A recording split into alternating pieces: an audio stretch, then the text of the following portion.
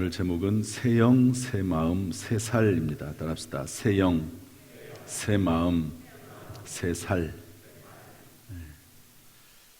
오늘은 2022년 새해 첫 주일입니다.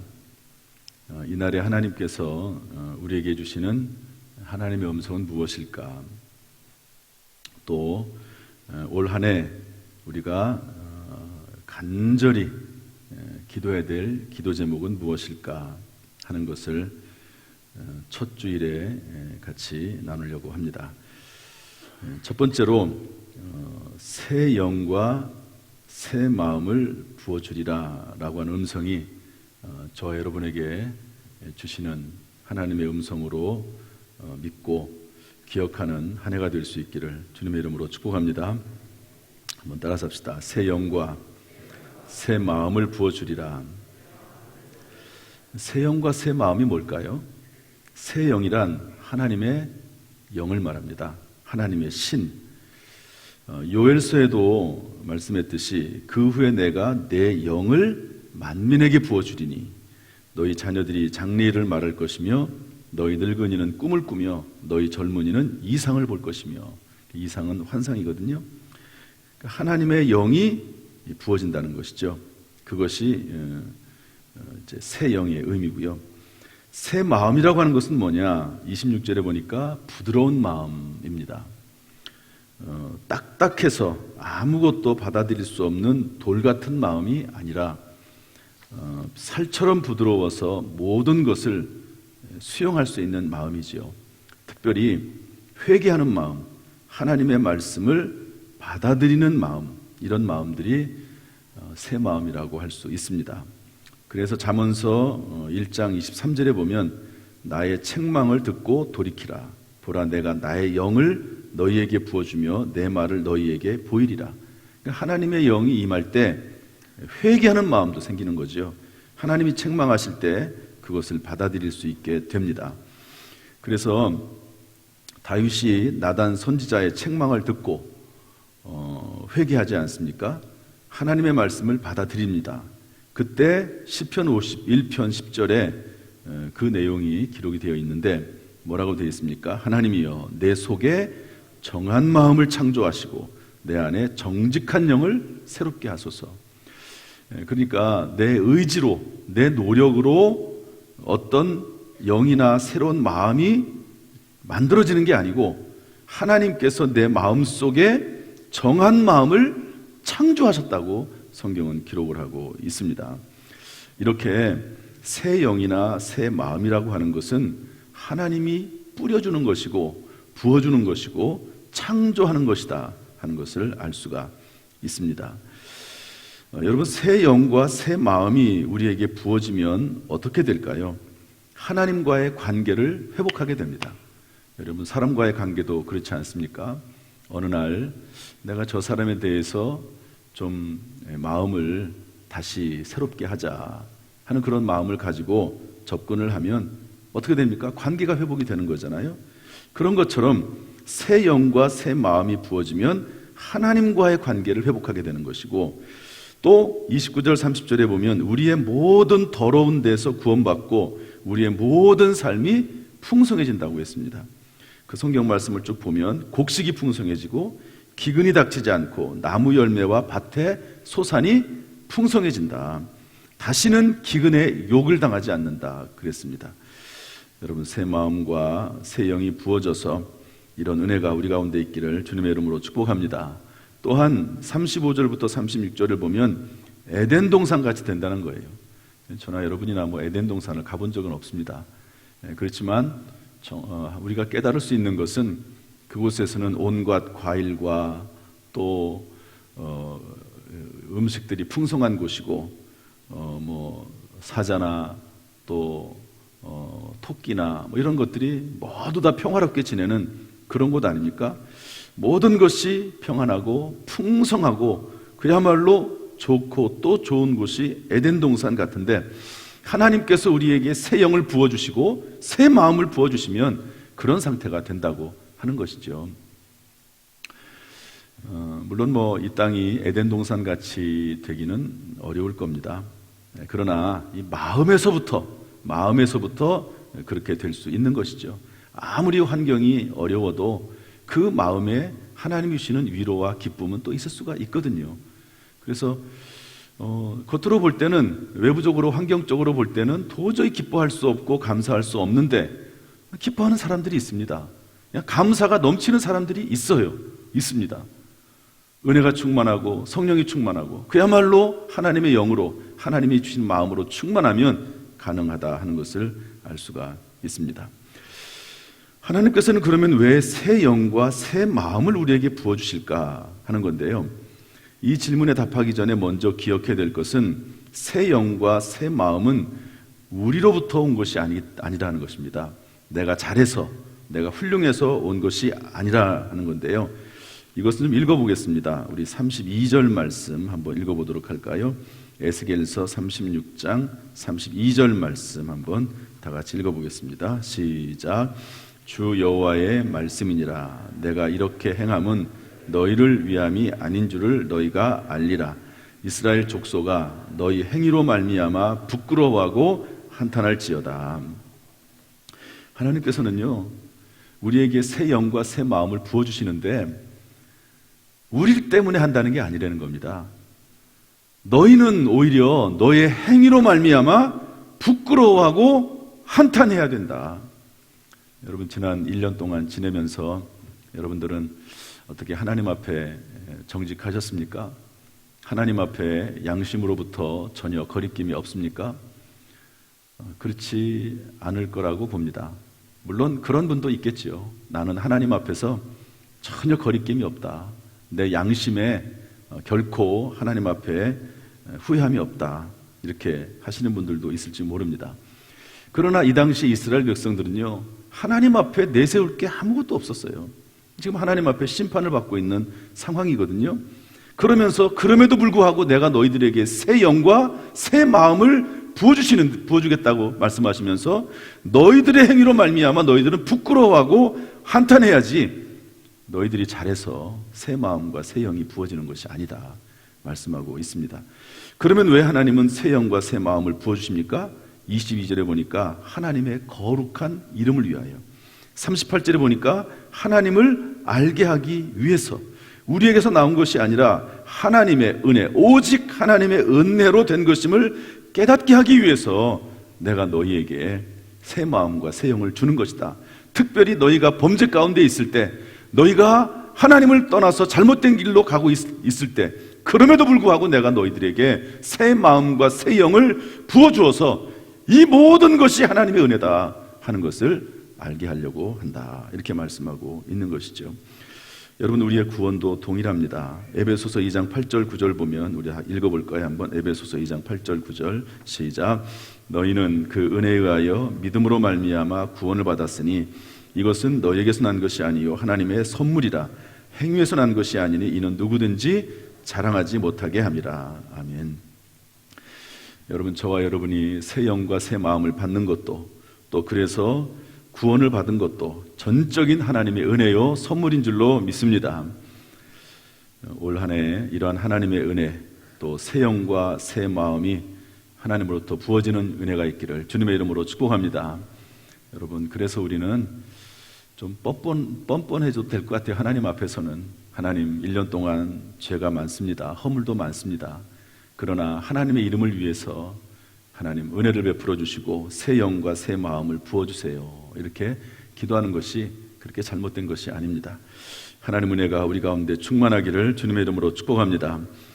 두 번째로 새 살이 돋아나게 하리라 하나님께서 말씀하십니다. 따라합시다. 새 살이 돋아나게 하리라.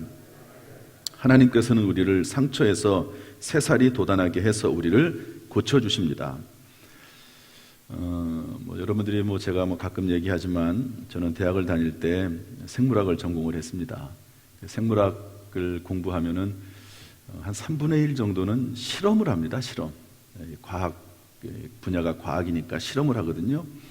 그러면은 해부도 하고 현미경 같은 걸로 이렇게 세포를 보기도 하고 그렇습니다. 그런데 이제 세포 배양을 할 때가 있어요. 세포 배양. 여러분 이제 TV 같은 데 보면은 이렇게 요만한 유리 그릇에다가 무슨 뭐 핀셋 같은 거 그런 걸로 이렇게 스포이드 이런 걸로 이렇게 뭘 하다가 이렇게 똑 떨어뜨리기도 하고 뭐 그러는 거 보이지 않습니까? 그러면 이제 다른 세포를 가져다가 거기다가 떨어뜨려서 세포가 배양하도록 하고, 그리고 그 세포가 자라는 것을 봅니다. 세포가 증식하는 거죠. 그러면 세포가 이렇게 자라요. 하나의 세포가 감수분열합니다. 둘로 쪼개져요.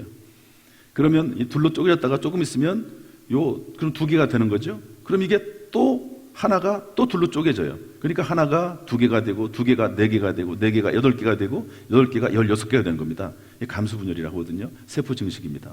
그런 것들을 보면 참 신기하죠. 어떤 세포들은 그 감수분열 주기가 빠른 세포들이 있어요. 그러면 빨리 세포가 커집니다. 어떤 것들은 느린 게 있어요. 그러면 늦게 커지거든요. 세포 분열, 세포 배양입니다. 저는 이 성경 말씀을 보면서 특별히 엘리사와 나만 장군의 이야기를 보면서, 여러분 나만 장군이 문둥병에 걸리지 않았습니까? 그런데 그 나만 장군이 요단강물에 7번 들어갔다가 7번째 딱 나왔는데 그 문둥병이 완전히 사라져버리고, 성경에 뭐라고 되어 있습니까? 그의 살이 어린 아이의 살같이 회복되어 깨끗하게 됐다, 이런 말이 있습니다. 저는 그 말씀을 보면서 생물학적인 관점으로 해석을 하면 그렇습니다. 물론 하나님께서 전적인 은혜로 하나님의 능력으로 그렇게 하셨지만, 생물학적인 관점으로 보면은요, 세포 증식이 엄청나게 빨리 일어난 거예요. 그래서 그 잘못된 세포들은 다 죽고, 그리고 새로운 세포들이 계속해서 왕성하게 일어나가지고 새살같이 되는 것이죠. 어린아이의 살같이 됐다고 성경은 기록하고 있거든요. 방금 만들어진 세포, 그리고 방금 형성된 세포들, 이런 세포들이 왕성하게 일어나게 되면, 그러면은요, 이런 현상이 일어날 수도 있겠다 하는 생각을 한 적이 있습니다. 여러분, 예수님께서 나사로 죽은 자를 살리셨죠. 그때 무덤 속에 갇혀있는, 이미 그 살이 썩어서 하나둘씩 사라져버리고 많은 그때에 예수님께서 나사로를 부르셨어요. 나사로를 부르신 것은 그 죽은 영혼의 죽은 그 시신의 영혼을 불어넣은 것입니다. 영혼을 생기를 불어넣으신 거지요. 그러나 그 육체는 썩은 채로 남아있거든요. 그런데 그 순간, 예수님께서 명령하시는 순간 그 썩은 세포들이 사라지고, 그리고 새로운 세포들이 왕성하게 증식을 해서 그런 현상이 일어날 수도 있겠다 하는 것을 생각해 본 적이 있습니다. 여러분, 사람의 몸에는 수많은 면역 세포들이 있습니다. 지금도 여러분, 저나 여러분의 몸속에는 엄청난 병균들이 있지 않습니까? 입에도 병균이 있고, 피에도 병균이 있고, 온 몸에 병균이 있습니다. 그리고 하루에도 수십 개, 수백 개, 수천 개씩 암세포들이 우리의 몸속에서 생겨납니다. 그런데 그 암세포들이 발현을 하지 않는 이유가 뭘까요? 면역세포들이 죽이기 때문에 그렇습니다. 계속해서 죽이기 때문에 되는 것이고, 그런데 면역세포들이 사라지고 그게 안 되면은요, 그럼 병 걸리는 거거든요. 그래서 심지어는 어떤 분이 이러더라고요. 5년 전에 암세포가 만들어졌는데 그 암세포들을 죽이지 못하면 면역세포가 5년 후에 발현한다, 뭐 그런 얘기도 하는 것을 들었습니다. 그러니까 끊임없이 우리 안에는 새로운 세포들이 만들어지게 되는 것이죠. 그래서 나만 장군도 마찬가지고, 문둥병도 마찬가지고, 나사로 같이 죽은 사람도 하나님께서 하시고자 하시면 하나님께서 하나님의 능력으로 하시지만, 이걸 과학적인 그런 관점으로 바라보면 그렇게도 될 수 있겠다 하는 생각을 해본 적이 있습니다. 제가 드리고자 하는 말씀은 뭐냐면, 늘 우리는 병균과 위험 속에 노출되어 있습니다. 그런데 하나님께서 은혜를 베풀어 주시면, 하나님께서 새살이 돋아나게 하시면 그럼에도 불구하고 건강해질 수 있다 하는 것을 알 수가 있습니다. 여러분, 2022년 그런 믿음을 가지고 하나님 앞에 한번 기도해 보세요. 이쪽에 보면은 올해는 이렇게 새롭게 현수막을 걸어놨습니다. 십자가 위에다가 걸어놨더니 이 십자가 가려가지고 늘 마음에 걸렸거든요. 그러다가 이제 이렇게 큼지막하게 했습니다. 한번 따라합시다. 순조롭게 하옵소서. 별이 되자. 그리고 밑에 필승기도 제목 3개 그대로 돼 있고, 맨 밑에 새 영과 새 마음을 주소서, 새살이 돋게 하소서, 이렇게 해놨습니다. 이렇게 해놨는데, 아무튼 뭐 나중에 제가 설명할 거니까 뭐 자세히 설명은 드리지 않겠습니다. 여기 보면 새 영과 새 마음을 주소서, 새살이 돋아나게 하소서, 추가가 됐습니다. 매일 이제 여러분 이 예배당에 오면 또 예배를 드리면은요, 항상 저 내용을 가지고 기도하는 거예요. 믿음을 가지고 하나님 앞에, 하나님 새 마음을 주세요. 새 영을 주세요. 하나님 새 살이 돋아나게 해주세요. 내 연약한 육체 가운데 하나님께서 새로운 세포들을 만들어 주셔서 끊임없이 새롭게 내 몸이 변화가 되고, 잘못된 세포들, 썩어 죽는 세포들, 병균 세포들은 다 죽어 없어지고 하나님 내 안에 새 살이 돋아나게 해주세요. 그렇게 기도할 수 있습니다. 혹시 어떤 아픈 부분이 있습니까? 하나님 내 아픈 부분 만지면서, 또는 머릿속에 생각을 하면서 하나님 내 간이, 그 간 세포들이 살아나게 해주세요. 새살이 돋아나게 해주세요. 그러면서 예수 그리스도의 이름으로 가슴이 뜨거워질 때까지. 여러분 기도하면서 가슴이 뜨거워야 됩니다. 그냥 맹숭하게 기도하는 것은 의미가 없어요. 기도할 때 가슴이 뜨거워져야 됩니다. 마음이 뜨거워져야 돼요. 어떤 면에서는 마음이 뜨거워지고 가슴이 뜨거워질 때까지 기도해야 됩니다. 내가 하나님 앞에 기도를 하는데 그 기도 제목을 하나님 앞에 올려드리면서 마음에 뜨거움이 없다, 그냥 맹숭맹숭하다, 그것은 별로 그렇게 유익한 기도가 아닙니다. 기도할 때 마음이 뜨거워져야 돼요. 마음이 뜨거워져야 돼요. 그러니까 찬송하는 겁니다. 찬송하면서 하나님의 영을 내가 받고, 기도하면서 성령이 내 안에 충만하도록 다시 한번 불러일으키면서 하나님 앞에 기도를 하는 것이죠. 여러분 2022년 하나님께서 오늘 이 말씀을 저와 여러분에게 주신 말씀이라고 믿으세요. 새 영과 새 마음을 부어주리라, 새 살이 돋아나게 하리라. 이 말씀이 저와 여러분의 기도 제목이 되고 이 말씀대로 이루어지는 역사가 있기를 주님의 이름으로 축원합니다. 마지막 세 번째로요, 그런데 이런 말씀이 있습니다. 에스겔서 36장 37절인데 한번 읽어보겠습니다. 에스겔서 36장 37절 시작. 너희 사방에 남은 이방 사람이나 여호와가 무너진 곳을 건축하며 황폐한 자리에 심은 줄을 알리라. 나 여호와가 말하였으니 이루리라. 주 여호와께서 이같이 말씀하셨느니라. 그래도 이스라엘 족속이 이같이 자기들에게 이루어지기를 내게 구하여야 할지라. 내가 그들의 수요를 양떼같이 많아지게 하되. 따라합시다. 그래도 구해야 할지라. 하나님의 뜻이에요. 하나님이 말씀하셨고 선포하셨습니다. 새 영과 새 마음을 부어주겠다, 새 살이 돋아나게 하겠다, 하나님이 선포하셨습니다. 할렐루야. 그런데 그래도 구해야 할지라. 그래도 왜 그렇습니까? 하나님의 때가 있기 때문에 그렇습니다. 여러분 예수님께서 부활 승천하실 때 제자들에게 성령이 임할 것을 말씀하시면서 예루살렘을 떠나지 말라고 했습니다. 그랬더니 제자들이, 성도들이 마가의 다락방에 모여서 기도했습니다. 여러분 하나님의 말씀이 선포가 됐죠. 예수님의 말씀이 선포가 됐습니다. 그 말씀이 선포가 됐으면 그 다음부터 기도하는 겁니다. 언제까지? 때가 될 때까지. 그러니까 성경에 뭐라고 되어 있습니까? 오순절이 이름에 성령이 임했거든요. 그러니까 하나님의 때가 있습니다. 하나님의 말씀이 선포가 되었어도 그 하나님의 말씀이 이루어질 하나님의 가장 합당하고 적합하고 좋은 때가 있습니다. 그러므로 그때까지는 기도해야 된다는 거예요. 기도해야 된다는 겁니다. 여러분 이러한 기도가 우리 가운데 있어서 정말 2020년도는 새 영과 새 마음으로 새 살로 충만하기를 주님의 이름으로 축원합니다. 말씀을 좀 정리하겠습니다. 제가 이 말씀을 준비하는 가운데 이 말씀이 생각이 났어요. 천재는 99%의 노력과 1%의 영감으로 완성된다. 누가 한 말이냐면 그 유명한 에디슨이 한 말입니다. 이 말은 99%의 노력을 강조하는 말이죠. 노력해야 된다. 아무리 천재라도 그냥 되는 게 아니고 노력해야 된다, 이런 말입니다. 그런데 그때부터도 그렇고 지금에도 많은 분들이 이것을 이렇게 재해석합니다. 아무리 99%의 노력이 있어도 1%의 영감이 없으면 완성되지 못한다. 여러분 에디슨이 발명한 것 중에 전구를 발명했습니다. 전구. 여러분 전구 아시죠? 이렇게 지금처럼 이런 LED 같은 거 말고 백열전등이 있습니다. 그러면 백열전등 안에 보면 요 안에 이렇게 되어 있는 코일이 있습니다. 코일. 그게 뭐냐면 전기를 받아서 그것을 이렇게 밝혀주는 역할을 누군가 해야 될 거 아니에요. 그렇지 않습니까? 그 코일. 이게 최고 난관이었습니다. 에디슨한테.